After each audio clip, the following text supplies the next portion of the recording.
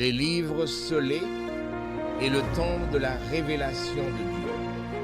Seigneur, que les sceaux soient ôtés de ta parole. Donne-moi l'intelligence des Écritures. Ce que tu as choisi de révéler en ton temps, fais-le connaître à ton serviteur. Réserve-moi de l'impatience et apprends-moi à attendre le moment où tu éclaireras pleinement ta vérité. Il répondit, « Va, Daniel, car ces paroles seront tenues secrètes et scellées jusqu'au temps de la fin. » Daniel 12, verset 9, Louis II, 1910. Toute révélation divine a son temps fixé. L'une des erreurs les plus fréquentes dans la vie chrétienne est de vouloir comprendre aujourd'hui ce que Dieu a choisi de révéler demain. Daniel reçoit des visions extraordinaires concernant les royaumes de la terre, la venue du Messie, les temps de grande détresse et la victoire finale du royaume de Dieu. Mais lorsqu'il cherche à tout comprendre, Dieu lui répond que certaines choses resteront scellées jusqu'au temps fixé. Cela nous enseigne une vérité fondamentale. Dieu révèle toujours selon son propre calendrier. Le croyant doit donc apprendre non seulement à chercher la révélation, mais aussi à attendre le temps de Dieu. Le livre de Daniel a été écrit pendant l'exil à Babylone.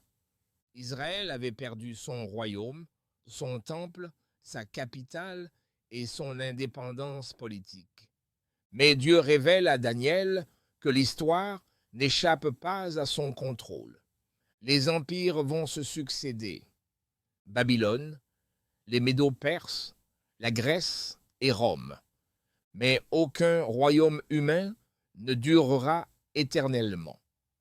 Le royaume de Dieu finira par triompher de toutes les puissances terrestres. Cependant, Daniel ne reçoit pas toutes les explications. Certaines réalités restent volontairement cachées. Qu'est-ce qu'un livre scellé? Dans l'Antiquité, les documents officiels étaient scellés pour protéger leur contenu, garantir leur authenticité et les conserver jusqu'au moment prévu de leur ouverture. Ainsi, lorsque Dieu dit que certaines paroles sont scellées, il ne dit pas qu'elles sont perdues. Il dit qu'elles sont conservées jusqu'au moment de la pleine révélation. L'Écriture montre que Dieu révèle son plan progressivement. À Adam, il promet la descendance qui écrasera le serpent. À Abraham, il promet une bénédiction pour toutes les nations. À David, il promet un roi éternel. Les prophètes annoncent le serviteur souffrant et le roi glorieux. Et les évangiles révèlent que toutes ces promesses s'accomplissent en Jésus-Christ. La révélation est donc progressive, mais jamais contradictoire. Chaque étape éclaire la précédente. Pourquoi Dieu ne révèle-t-il pas tout d'un seul coup?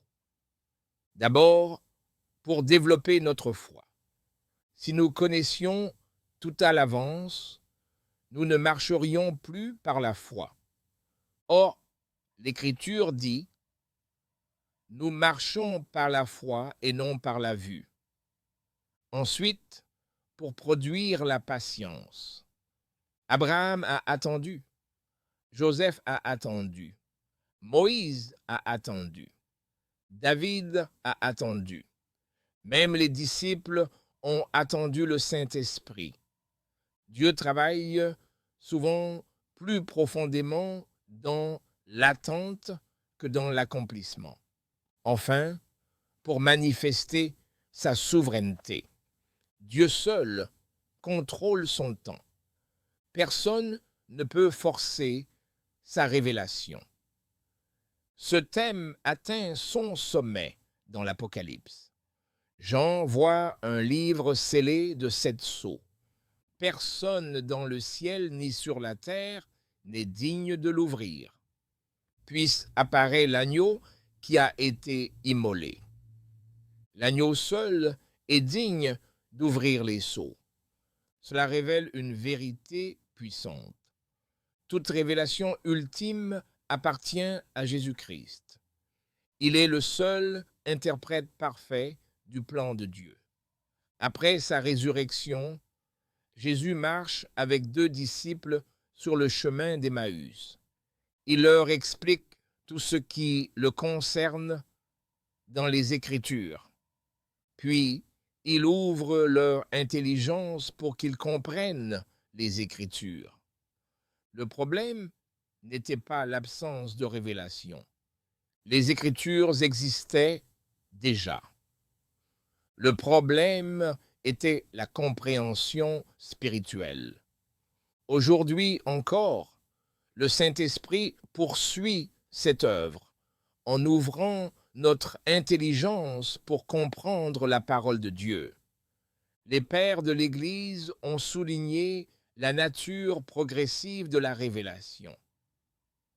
Irénée décrivait Dieu comme un éducateur conduisant l'humanité pas à pas vers la maturité. Augustin disait, « Le Nouveau Testament est caché dans l'Ancien, et l'Ancien est révélé dans le Nouveau. » Cela signifie que toute la Bible raconte une seule histoire centrée sur Christ. À la Réforme, Jean Calvin enseignait que Dieu s'adapte à notre faiblesse en révélant sa vérité progressivement. Comme un père enseigne à son enfant étape par étape. Cette vérité change notre manière de vivre. Quand Dieu ne répond pas immédiatement, nous lui faisons confiance. Quand l'écriture est difficile, nous persévérons dans l'étude et la prière. Quand l'avenir est incertain, nous marchons dans l'obéissance avec la lumière que nous avons déjà reçue. La maturité spirituelle ne consiste pas à tout savoir. Elle consiste à marcher fidèlement dans ce que Dieu a déjà révélé. Aujourd'hui, beaucoup prétendent recevoir des révélations exclusives sur la fin des temps ou des plans divins cachés. Cela conduit souvent à la spéculation, à la peur ou à une confiance mal placée dans des interprétations humaines. L'Écriture nous appelle plutôt à l'humilité, à la vigilance et au discernement. Toute prophétie doit être interprétée à la lumière de l'ensemble des Écritures centrées sur Jésus-Christ. Suis-je prêt à attendre le temps de Dieu? Est-ce que je cherche à connaître l'avenir plus que je cherche à connaître le Seigneur? Suis-je fidèle à la lumière que Dieu m'a déjà donnée?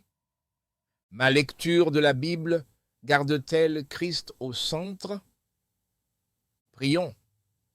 Père souverain, tu connais la fin dès le commencement.